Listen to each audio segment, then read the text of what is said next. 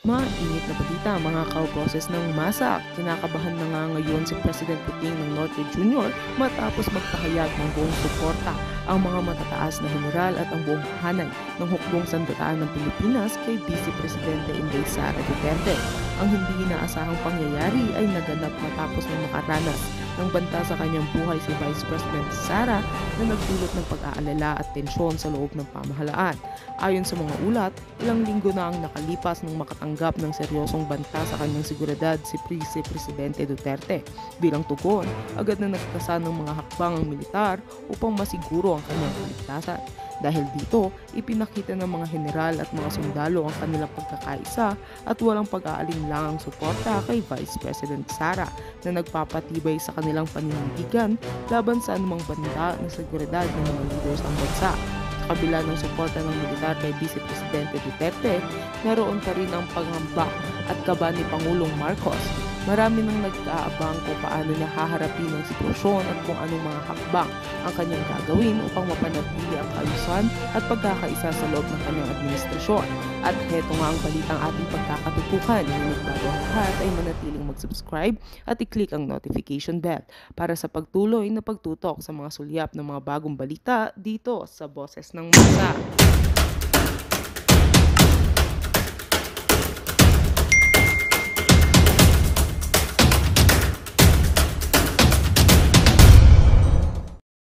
Senate, Congress, the Judiciary, dito.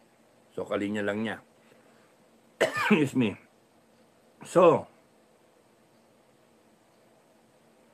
kung nakikita ng Armed Forces hindi seryoso ang tao, ba't sila magsiseryoso? Sarap-sarap ng buhay nila. May pandesal sila araw-araw. Meron silang may money. money. Oh, pabuti nyo naman, ambunan nyo naman yung mga sundalo. Oh, di ba? Ambunan nyo naman yung mga sundalo, kawawa.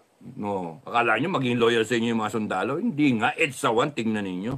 Kahit binusog yung mga general, kahit busog-busog yung mga general nung araw, nahati. Maniwala kayo sa yung mga tinyente, yan ang magdadala ng tropa. Uy, kami yun noon. Yan ang magdadala ng tropa. We have the experience at that time. That's why yung mga junior ngayon na idealistic pa rin, mga junior from lieutenant to captain, to even hanggang lieutenant colonel, panay mga ano pa yan panay mga idealistic pa. Baka mahati bigla yung armed forces. Yun yung iwasan ninyong mangyari. AFP PNP, yun ang iwasan ninyong mangyari. Generals, make sure, advice ko lang sa inyo, make sure that you have the grasp, no, kung ano nangyayari sa mga tropa. No? Kung ako kayo, gamitin nyo pa yung intel ninyo to verify kung ano ba talaga. Or kaya yung mga junior commanders ninyo, malaman ninyo, ano ba ang sentiments ng mga tao. Wag ninyong pagbabawalan ang inyong mga tropa sa ilalim. Wag ninyong pagbabawalan kung ano yung panonoorin nila. No, that's wrong. Wag niyong bibigay yung ganong order, gago, mali yun.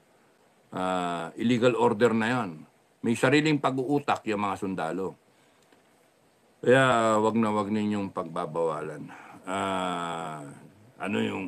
It runs in conflict Know thy enemy. How can they know thy enemy? Kung kunyari kalaban ng gobyerno ni BBM, kung hindi nila alam kung ano yung sinasabi ng mga kalaban. Ganon din na NPA. Kaya gusto ninyo malaman ng tropa, ng sundalo, yung pinagsasabi ng mga NPA, CPP, NPA, NDF, para makasagot, para makaisip, no? Maka-counter. Ngayon, kung kunyari, pagbabawalan ninyo yung tropa sa panoorin yung mga vlog ng mga pro-Duterte, o de, pangit. Mag-isip sila na natatakot lang kayo sa itaas. No? Natatakot kayong lahat sa itaas. Kasi baka may katwiran yung mga sinasabi. Yun yung epekto nun. Mag-isip kayo. AFP, PNP, hierarchy. Kaya nga ang ano doon, sige, panoorin nyo. Huwag nyo pagbawalan, panoorin nyo. And then, emphasize niyo yung chain of command. Yung ganun. Basta tandaan ninyo, tiwala kayo sa akin as your commander na I will not make the wrong decision. And para malinaw, taong bayan, dun tayo. Constitution, dun tayo. Government, pangatlo pa lang yung government. Pangatlo, di ba? Taong bayan, people of the republic, sovereign will, Constitution, Government of the Philippines. Pangapat pa lang yung presidente ng Pilipinas eh. Eh lalo ng panglima na yung first lady. No? Kasi salimpusa lang yung first lady sa equation. Kaya huwag kayo nagsusunod dyan sa first lady. Animal yan, huwag kayong susunod dyan. Tatapang-tapangan lang yan. Pagka yan nakatikim ng nang mawala sila sa poder. Kita nyo, aalis yan, lilipad yan somewhere. Tatago yan sa kahihiyan o kaya sa takot. Nagtatapang-tapangan na sila ngayon eh. Kayo naman, nasa serbisyo, huwag kayong matakot. Kalokohan yan, takot na takot kayo, first lady lang. Bira kayo. Eh, yung si Imelda nun, mabait si Imelda. Kagalang-galang. Kahit binabati ko siya nun, kagalang-galang ang dating, hindi palingkera. Eh ngayon, itong first lady natin ngayon, ewan, ipipilit niya pang, ewan, si BP Sara ang may problema. Nananahimik nga eh. Kaya nga yung iba sasabihin, hindi pa ito pwede mag-presidente kasi ganun pa sila ni BBM. At hanggang hindi babakla si BP Sara kay BBM, you have no ano na, ewan ko ba, hindi ko rin maintindihan eh. Baka mamaya biglang tumapang si BP. Pagka timing. Kakalokot. Kaya nga, mas maganda sa akin, maghunta na lang muna eh. Para itong mga politika na to, kailangan ng shellacking eh, no? Kailangan talagang pag-upakan eh. Kasi sobra-sobra tayong inano ng mga politika eh. Mga maling-mali. Okay, I will try to comment sa inyo. Bobby, good evening, Kap. Odtuhan, marang-gandang gabi.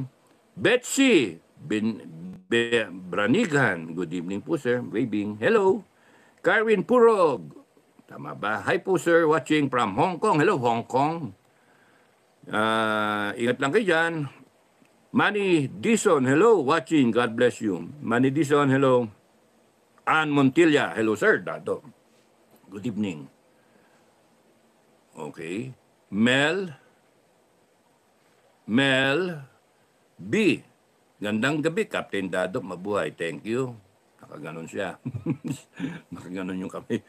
Okay, Jing Unciano. Hi, Captain Dado. Good evening po. Watching from Bahrain. Hello, Bahrain. Magandang ano sa inyo, Bahrain. Ano, umaga ba dyan gabi? Hapon. Hello, Jing Unciano. Raul Enrique. Oy, bro. Hello, from California. Bro, ingat ka dyan. Oy, buhay pa ako, ha. Buhay. Stay hydrated. Pare, ano nga namu dehydrated. Padala ka ng ng dolyar. Oy, hindi kayo ha. Ito kapatid ko to. Padalan mo ako, bro. Naghihira payat ko na Wala na. Kami nga hindi na kami kumakain ng bigas. Aso na lang kumakain. Bro, merong nakaschedule na malaking earthquake diyan sa California. So, ingat kayo I don't know kung tinatama kayo ng fault line. Laki magawa pagka tinatama kayo yung fault line. Dasal kayo lagi. No, sign up the cross lagi. No, every day. Bro. Tsaka yung health mo, puso mo, mataba ka, bro. Okay. Si Nini, payat. Kailan ba tumaba yun? Sister namin, si Jocelyn, no? Okay, bro, nanonood ka pala, napobola kita. Padala ka, Padala ka tsokolate, Hindi pa ako diabetic. Kulang ako sa sugar. Tama yun. Stay hydrated, mga Pinoy survivor. Hydrated lagi kasi, Meron nga dito, ano namin, namatay na yung tuta. Hindi kami, yung ibang kakilala, no? Mag-anak, namatay yung tuta na sobrang init siguro. Well, ito namang ano namin, parang kuwebe. So, okay, underground So, no, malamig konti. Pero mainit din dito. Kung mainit dito, mas mainit sa labas. Grabe init sa labas, kaya ayokong pumunta sa labas. Okay, so, thank you bro Joke-joke lang yon. Pero seryosohin mo na rin. Joey Porte, good evening po, Captain Dad, sir. Maraming salamat, Joey. Thank you sa pagpanood. Dija Amaresca. Hello, Sir Captain Dado. Chamba at nakapanood live. Kakatapos lang work. Welcome here in Switzerland. Oh, thank you, thank you. Hello, Switzerland. Lydia Amaresca. I hope hindi nakakasama yung ano ko pupuyat kay Lalo. Tapos I'll try to go on live again tomorrow 6 to 7 a.m. No, hindi na ako matutulog para sa inyo. Nakonsensya pa. Hindi na ako matutulog. Yan. Tapos mahaba yung ano ko bukas Yung aking trabaho, dami. Errand, paliliguan ko lahat yung aso, dami nun. No? 8 at saka 4 natuta. 4 na lang Wala na yung 2. So 12. Diyos ko. Maria Socorro May, shout out sir, watching from Italy. Italiano Maria Socorro Mejia. I want spaghetti. Okay Maria, hello Socorro. From Italy, hello Italy. Kamusta na kayo? Bukas ang topic ko kasi yung Israeli war, biblical perspective. Nire-research ko pa pero baka masyadong maging boring kaya iklian ko lang. Para lang ma-appreciate ninyo. Jing Onciano, God bless you, sir. Kai, good evening po. Thank you sa inyo, Jing and Kai. Maria, thank you. May naka-wave siya. Ano ba yan? Paano nyo ginagawa yun? Jing Onciano, God bless you po, sir. Thank you. Armando Reyes, good evening. Captain Dado, thank you. Ray Cortez, sir, naka-timing po ng live mo. Okay, thank you Thank you sa walang sawa, no? Texas Pinoy, watching from Houston. Houston. Houston, good evening po. Magandang gabi, taga Houston. Maria Socorro Mejia, sir, hindi ako troll Hindi. Love you. Hindi ka troll. Meron pang parang monster Thank you Manny Dison, parang kilala ko to. Hello, watching. Hello, Gilbert. Magandang gabi po, mga Duterte followers and supporters. Walang iwanan, tuloy ang laban para sa bayan. Walang iwanan Basta tandaan ninyo, mga kababayan, no? 2 level yung mangyayari, no? Isa is yung magpalit ng leadership. And then, pasok yung bet nyo. Pasok yung next in line. Kung ganun ang mangyayari. No? So, pwedeng matapos si BBM ng term niya. Pero kung tingin ko, hindi matatapos yan because they're simply self-destructing. Meron. Ting! Simply self-destructing. Sila kita mo mag-statement si First Lady. What for? Tapos ganun pa itsura niya.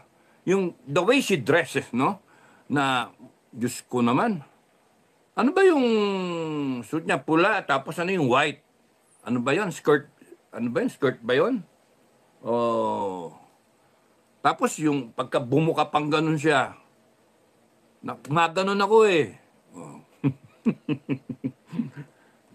Pangit tignan Tapos yun, the way na magsalita siya, yung facial expression niya, yung lighting effect, mali mali.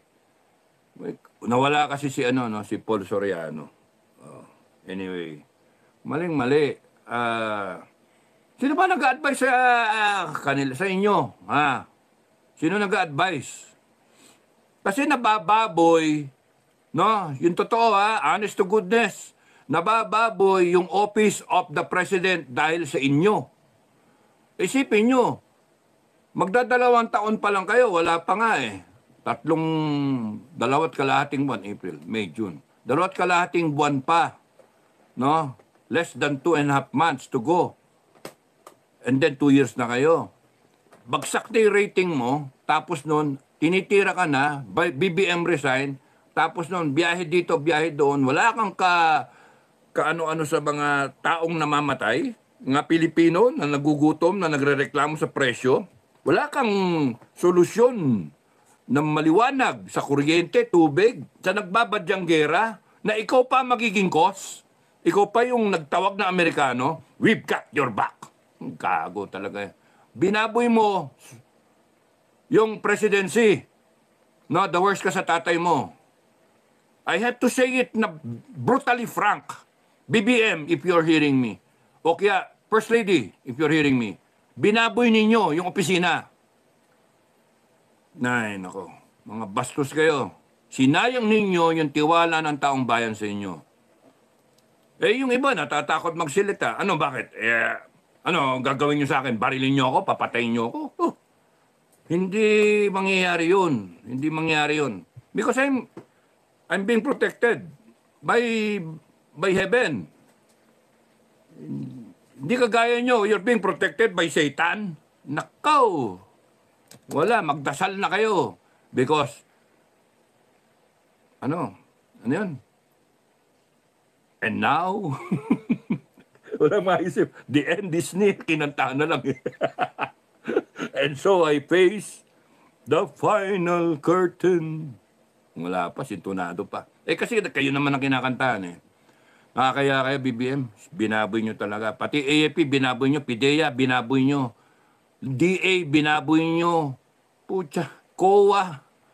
Lahat ng agency, binaboy nyo eh. Senate, Congress.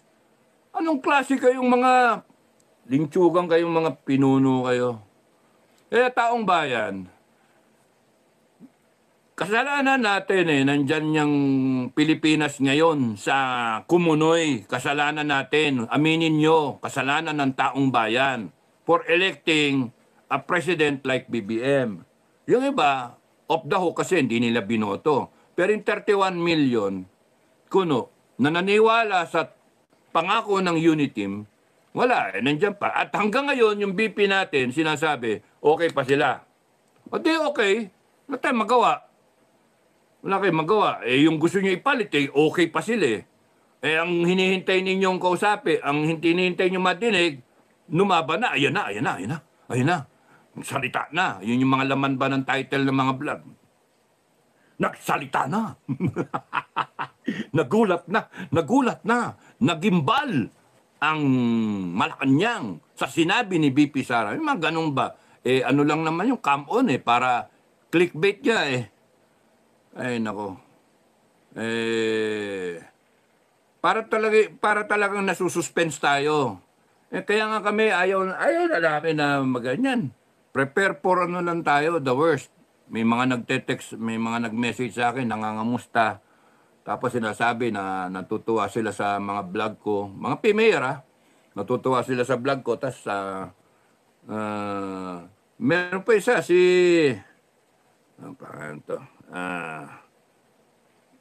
Nako, naubos na, nasa dulo na naman. Na ano na naman ako. Na senior moment na naman ako.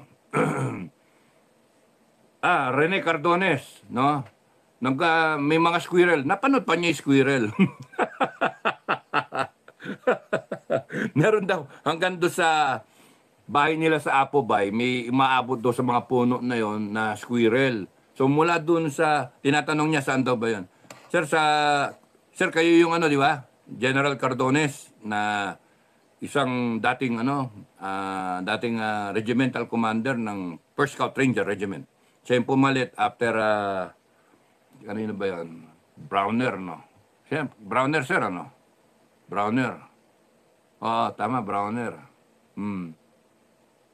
Tapos nun, napunta kayong division, no? 1st Division. Kayo yun, ano? Saludo, sir. Saludo. So, sa Libigan ng Bayani yon. Na Libigan ng Bayani yun, sir. Thank you for the comment, no? kahit squirrel. Akala ko, i-comment mo, sir, eh. Revolusyon! naging comment mo, sir, squirrel. Pero, okay lang, sir.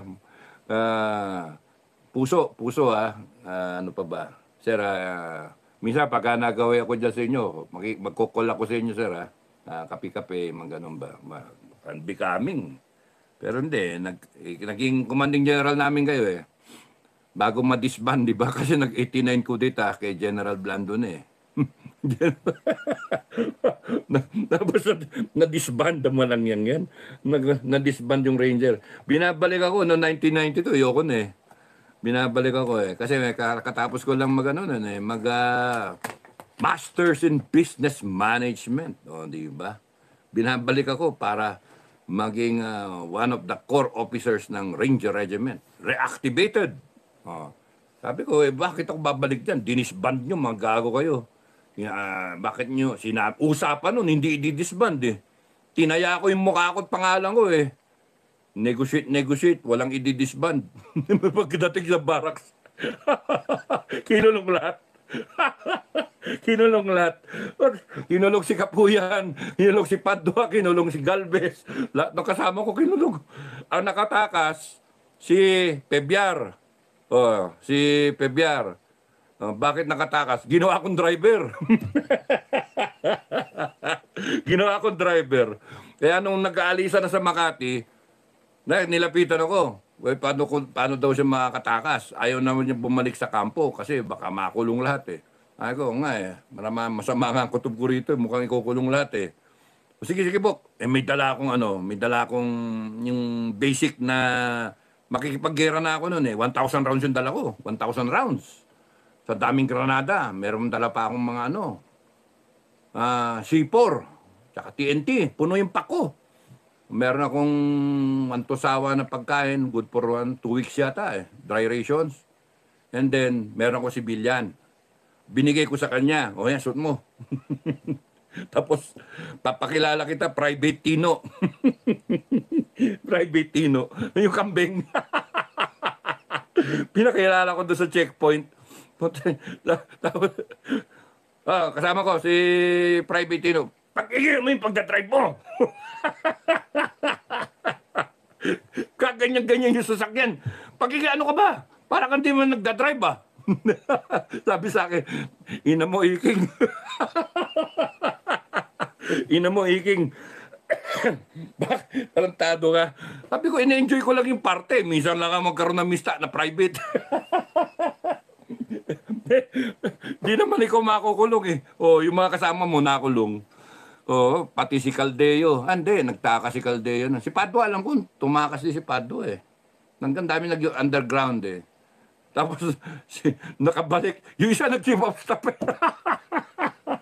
Si Dobby Miranda. Dobby Miranda, animal ka, hayop ka. O, Dobby, sumalangit na si Bert Caldeo. Tarantado kayo. Pinuntahan ako sa Port Bonifacio. Tapos, Bok, ikaw ang pag-asa namin. Ikaw ang pag-asa namin. Mag-mediate ka, Putarag, tinyente lang tayo, mag-mediate. Hindi, marami kang kilalang general. Kung kausapin mo yung mga general, tapos doon, kumbisi mo, pumasok doon. Ay, gago pala kayo, eh. Yan ang sinasabi ko sa inyo. Kasi a week before pumunta sa akin, meron daw kudeta. Sabi ko, ano yan? Parang last pulsyo. Parang na kudeta, double with ek na yan, 1 week before, nagkakalat na sila, sinasabi may kudeta. Sabi ko, ayoko ng ganyang usapan. Ang dami nakakaalam. Paano kayo sa kasigurado na magkukudeta kayo, tapos yung mga kausap ninyo, seryoso, na magpapakamatay na para sa bayan? Kuno. Hindi daw, sigurado daw. Tsaka, sino yung upo? Bok, compartmented.